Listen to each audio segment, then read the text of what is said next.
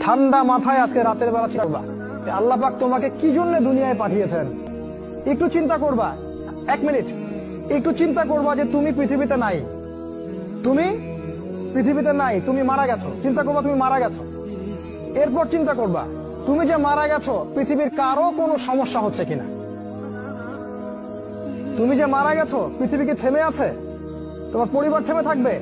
তোমার শিক্ষা, তোমার বন্ধু বান্ধব, তোমার আত্মীয় স্বজন কেউ থেমে থাকবে? কেউ থেমে থাকবে না। তুমি পৃথিবীতে থাকো বা না থাকো কারো কিছু আসে যাবে না। আল্লাহ পাক তোমাকে যে পৃথিবীতে রেখেছেন একটা সুযোগ খালি দিয়েছেন, এটা তুমি আল্লাহর দ্বীনের জন্য কিছু করতে পারো। এটাই আল্লাহ তোমার কাছে চান, আর কিচ্ছু চান না। আর কিচ্ছু আল্লাহ তোমার কাছে চান না। আল্লাহ চান তুমি একজন ভালো মানুষ হও, ভালো মুসলিম হও এবং দ্বীনের জন্য কিছু খেদমত করে পৃথিবী থেকে বিদায় নাও। এই দিন তুমি ছাড়াও বিজয়ী হবে ইনশাআল্লাহ।